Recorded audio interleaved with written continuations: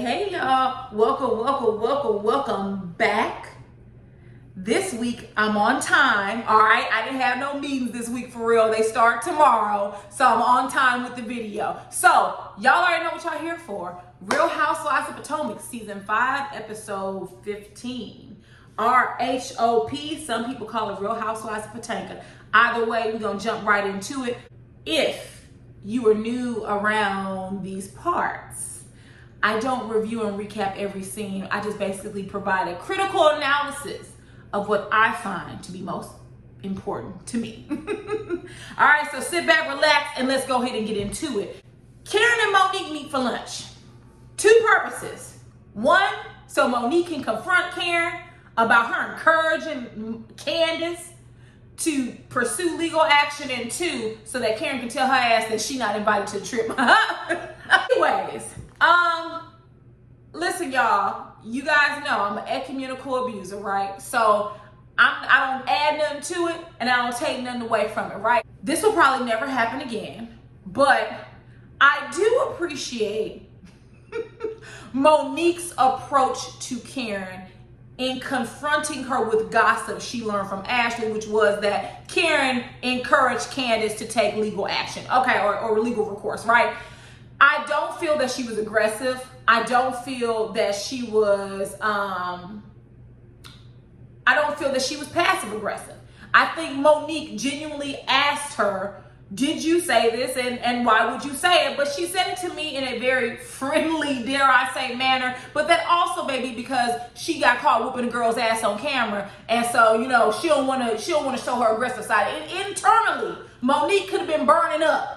But she did not show it externally, which is all that matters. You know, adult shit, no differently than what everyone else do. So, you know, we're not going to give it too many points. But I do appreciate that she did not approach Karen in a hostile and aggressive manner. And Karen handled it perfectly. Her response was, I can't fight. So if someone attacked me, I'm calling the police.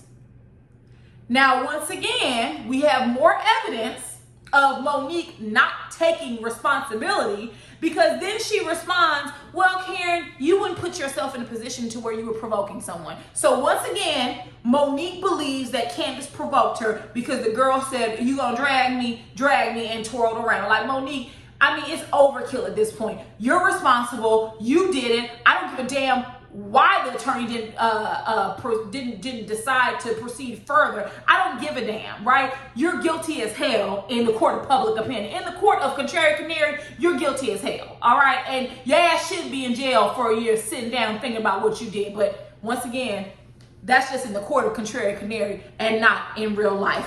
Moving on, I thought it was quite hilarious how your dear friend Ashley didn't tell you about the trip to Portugal and that Karen had to break the news to you. You know, like, that friendship between Ashley and Monique is so fake. She didn't even want to tell you, girl. She wasn't even going to tell you. She was going to wait till she out the country and called you and say, hey, girl, by the way, we on a cast trip to Portugal. But if I'm familiar with how these things work, Monique already knew they were going and they just did this for the camera, which I don't care. Either way, I'm satisfied that her ass was not on the trip, because it was a beautiful trip indeed. Moving on to Ashley. Listen, y'all, if you guys go back to a long time ago, a few years ago, when Tammy Bully Roman was on Basketball Wives and she called this girl Mika Liar Claxton, we gonna start making that Ashley's middle name, all right? Ashley Liar Darby. Because all we got in every scene this episode was nothing but goddamn lies. We'll start with the first. Let's get into it. So, we see Ashley in the episode early on reminding Michael not to cheat. So here's where lie number 1 creeps up. You guys have an open marriage, or you had one, but yet you're so worried about him cheating. And later on in the episode, you take full responsibility for him cheating. So if you take full responsibility, then why are you reminding him not to cheat, daughter? Right? Why are you reminding him not to cheat and going over with him what he's not going to do, like you're talking to a fucking kid? Ashley, you're full of shit. You're full of shit. So that's lie number 1. Lie number 2. She was talking about not inviting Monique to the trip. Michael cut in very matter-of-factly, and maybe that's his business side. He said Monique can't go because Monique did something she shouldn't have done. Duh! It's as simple as that. All of us know that except for Ashley, apparently. Ashley lies to Michael. And she says, and I wrote it down. She says that if Monique wasn't remorseful, then I wouldn't be supporting her. We know that's a bald-faced lie because the episode where the fight occurred, Ashley ran out the bathroom and said, what happened? And she basically said, I'm not quoting her verbatim, but she loosely said basically that Candace deserved it because she's always talking shit. You have had Monique's back from the word go. You have never questioned Monique. You have never told her, hey, Monique, you know, Candace talk a lot of crap, but you didn't have to jump on that girl. You've never done that. You have stood 10 toes down from Monique, from everything. Even when she met with the group and said, I'm not apologetic, you thought it was funny. You were grinning like a Cheshire cat from ear to ear. Ashley, you're a goddamn liar. And the only reason why you lied to your husband is because he told your ugly ass the truth, which is Monique's not going because she did something she shouldn't have done.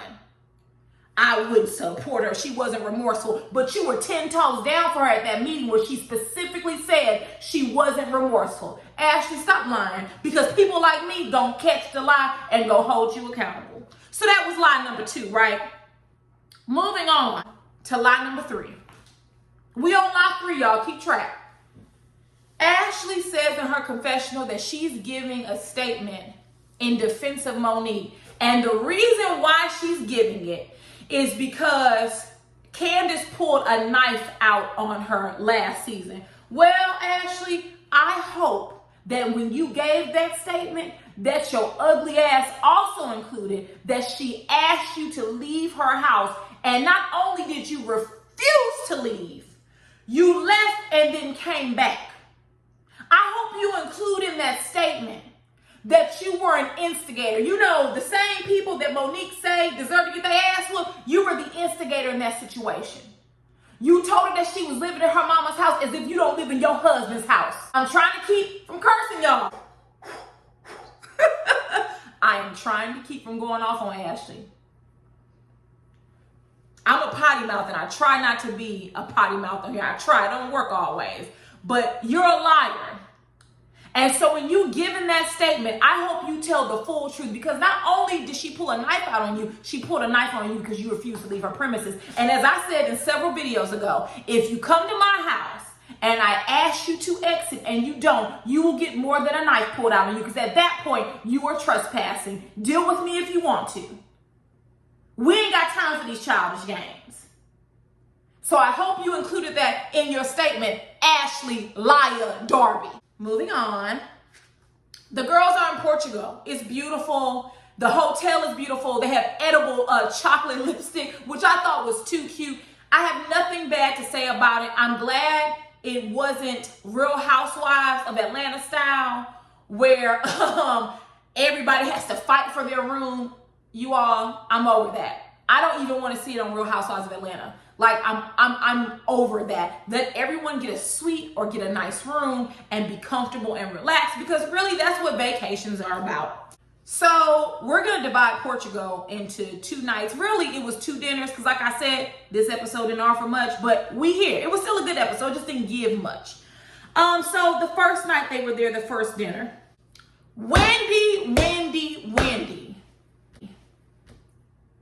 Wendy, I like you. I do. I like you. There's some things here and there that I don't care for, but I mean, that's anyone. I mean, I take fault with my own friends. You know, I'm sure they take fault in certain characteristics or annoyances I have. But Wendy, you're going to have to stop mentioning this damn degree, right?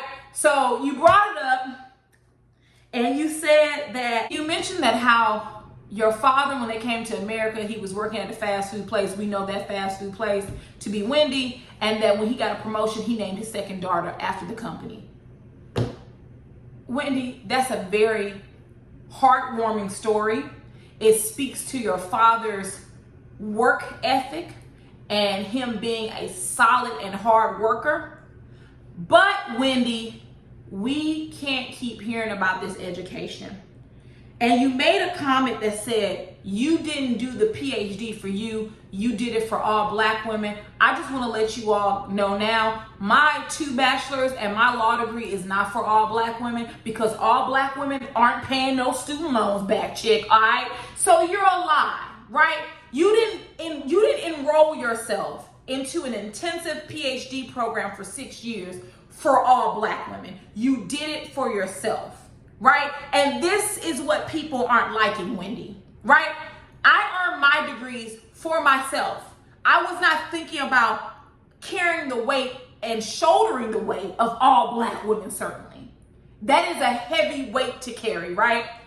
When you are studying, I'm not thinking about all Black women, because your degree does not benefit all Black women. Your degree benefits you, Wendy. And I think where a lot of my friends that watch the show as well, I think the reason why they don't like you is because of that. It's the fakeness. I got this degree for all Black women. No, ma'am, you got that PhD for your goddamn self. When you go on MSNBC and Fox News, they sending that check directly to Dr. Wendy Osefo. They are not sending it to me, okay? They're not sending it to the Black girl down the block. They're not sending it to the Black women that work with me. They're sending it to you. So unless you can divide that money amongst all Black women, okay, then that degree isn't for us. We commend you. 6 years of consistent hard work while losing your father and being pregnant twice. That is commendable, right? We applaud you, Wendy, but we don't need to keep hearing it. Michelle Obama does not have to tell you that she's the former first lady. We all know it. She a bad chick. Right? Kamala Harris will not have to remind you that she is the first woman and the first woman of color. I don't like that term, y'all. That's why I did that. The first woman of color, the first Black woman, the first South Asian woman to be a vice president of the United States of America. She will not have to tell you that. You will know it. Okay? When they call your name, Dr. Wendy Osefo, we know you have a PhD. We know you've earned it. We do not have to keep hearing that. You're stuck in that silo I talked about last review. You're stuck there. And it's easy to be stuck there because you're in there for a period of years. I'm telling y'all what I know. You're stuck in this school mode. For me, it was not including undergrad. It was 3 years, right? You're stuck in this intense silo for 3 years. All you know is school, school, school, school. You even hang out with your school buddies. Everything surrounds, everything you talk about is related to that particular study that you're in, right? Everything, your language even changes, right? So I understand it, but you're out now and you have to come around to really knowing yourself. And maybe that's why she doesn't want to continue working at Johns Hopkins. I just feel you're stuck there, Wendy, and I really want you to become unstuck, because this is the second or third time you brought it up and no one cares, right? Good for you. You did a great job, all right? Everybody does not have a PhD. Everyone does not have the intelligence to earn one, and not even the intelligence, the hard work. So you are to be applauded, but damn, Wendy, we get it. Well, we get it, Wendy. Moving on, y'all. This video may be a little bit longer than normal, so buckle up. Giselle, get over here. I have been noticing, and maybe I never noticed it before, that for Giselle to have been a first lady, she is very classless. She is very vulgar. She utilizes very primitive language, especially when she gets upset. When they were at the dinner, they were talking about the poom poom shot. Giselle, and I wrote it down, she specifically said, speaking of coochie, Ashley, how are you and Michael? Excuse me, First Lady? Excuse me, role model to your daughters? Who would even say that? That is so lowbrow. Oh, I was disgusted. Speaking of coochie, how are you and Michael? And I don't even like Ashley, but how was that a transition? And And then she knew it didn't make sense. And so she goes, you know, Michael, he handles your coochie. What? Giselle, you would have got cussed the hell out had I been Ashley. Don't you ever approach me in such a primitive and vulgar manner. Don't you ever speak underneath a lady's clothes like that. You've been with Jamal too long. You so used to getting disrespected by him that you want to disrespect all the ladies at the table. No, ma'am. I would have pulled you and your saggy neck right on up out that chair and checked you properly. I was very appalled to say that she considers herself a first lady. You're not very first lady-ish, Giselle. You don't need to be in nobody's church. You really don't. And let me say this. First ladies and pastors and dignitaries of churches, they are human and they make mistakes and they do and say things that maybe are off the beaten path. But Giselle puts herself up to a level that she's not. I mean, even her tagline is, I'm the baddest thing walking and the most anointed one talking. You can't be anointed talking that way. You can't be. You just like the rest of us, boo. Sit on down. You ain't that special. Your college days are over, ma'am. You peaked in college, all right? Hang it up. Ashley, this is lie number 4.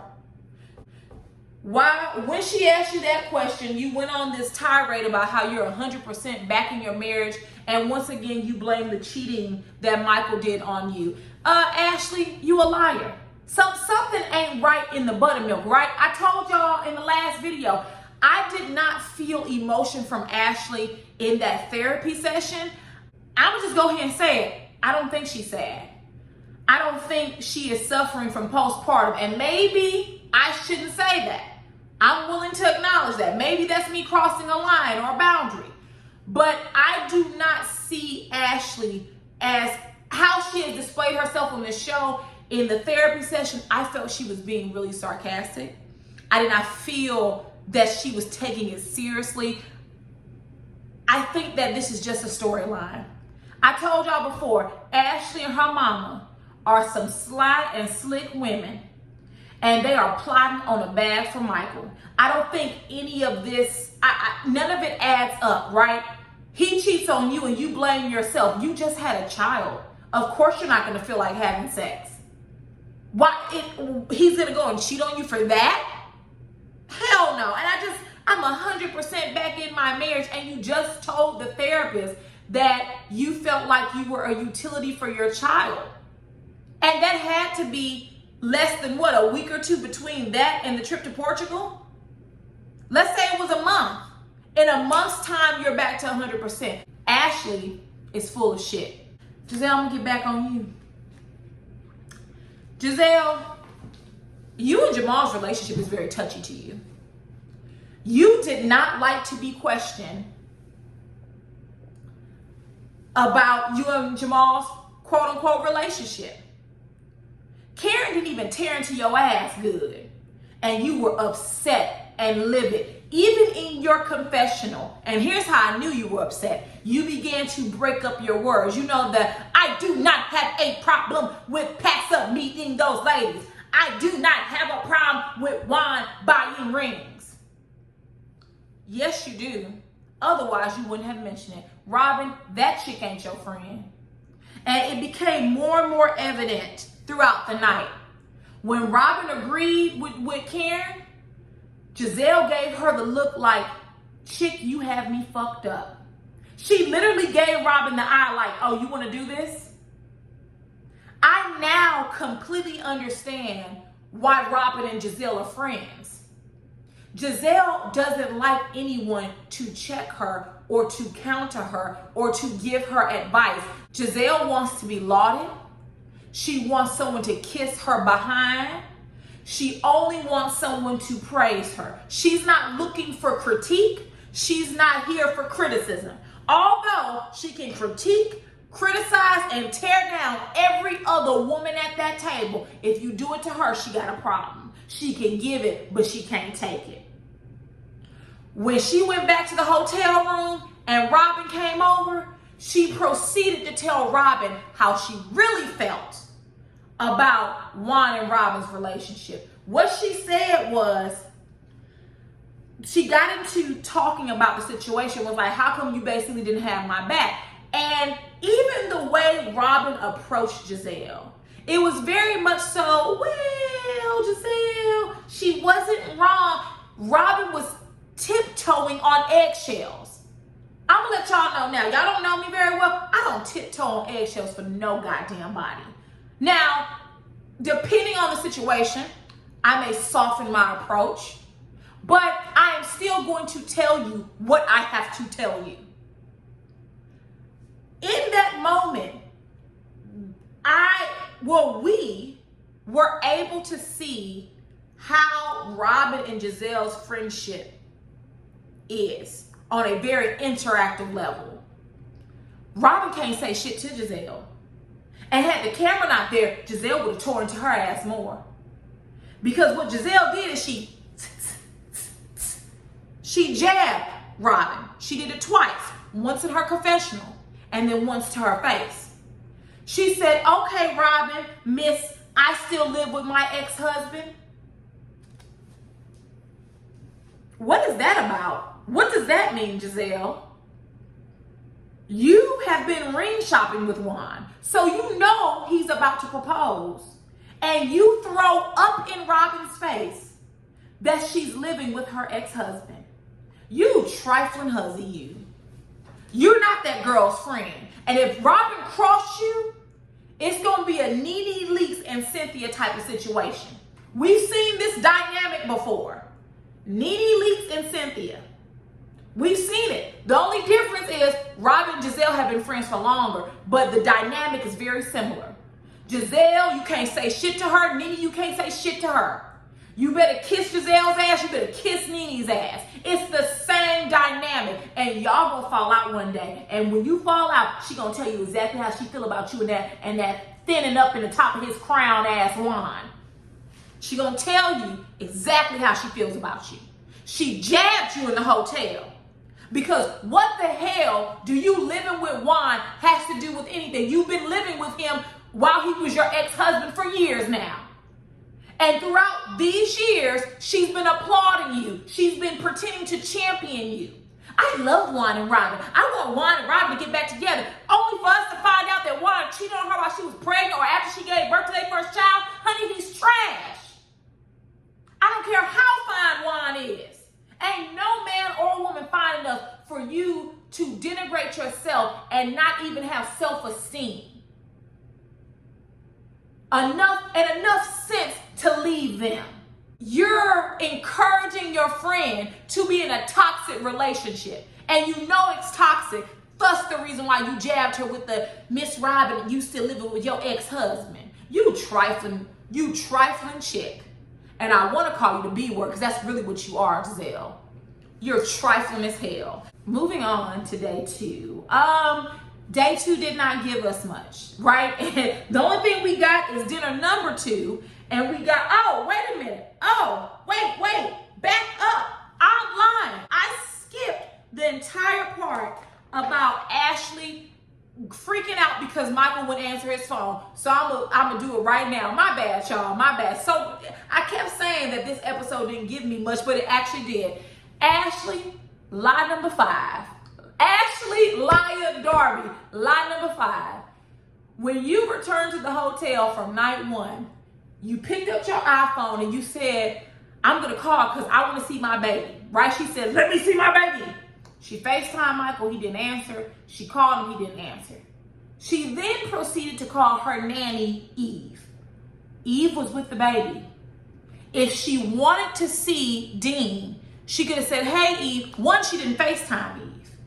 She could have FaceTimed Eve and said, hey, Eve, quick question. Is Michael there yet? No. Let me see my baby really quickly because I know it's his bedtime. I just want to say hi, good night, mommy loves you. She didn't do that. She called Eve, asked her, where was Michael? Eve tells her, the baby's getting fussy. It's his bedtime. As if the baby can't go to sleep without Michael. He don't never see that motherfucker anyway. Shit. Michael be around here hip-hopping and two-stepping in clubs and sleeping with women, honey. He don't see his goddamn daddy. So what you talking about? He waiting on Michael. He a child. Girl, can go ahead and put his ass to sleep. So then Ashley proceeds to call Michael. And when he picks up, she goes in about how you haven't been picking up your phone. You supposed to, baby, it's his bedtime at 7 o'clock. And he was like, Ash, it's 7:08 or 7:11, one of those two. That call wasn't about Dean Ashley. That call was about you being afraid that he was out there fucking around again. That's all that was about. You can put that shit to rest about how you were worried about baby D. You weren't worried about baby D. She with your friend Eve. If you want to see that baby, you should say, hey Eve, turn on your FaceTime. But you could have done it. You chose not to. You was worried about where Michael and his dingling was at. That's the truth. Moving on now to night number 2, dinner number 2. Listen, y'all. Wendy brought up these damn degrees again. Wendy. And listen, Wendy, after this episode, we shouldn't hear any more about your degrees. We get it took you 6 years, and we do understand that it was 170 pages. Y'all, let's leave this alone.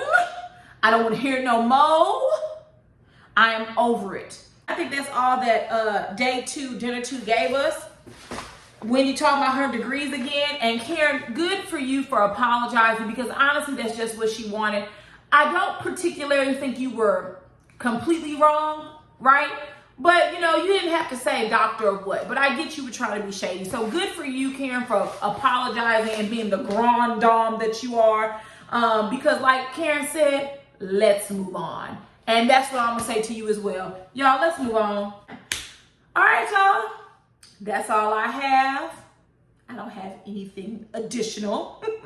You guys have a great rest of your week. I may pop in and talk about Keke Palmer, but to be honest, that won't be till at least Saturday, y'all. I got a busy schedule for the rest of the week. But you all have a good night. You have a good day whenever you're watching this. And I will see you all very shortly. All right. Talk to you later. Bye.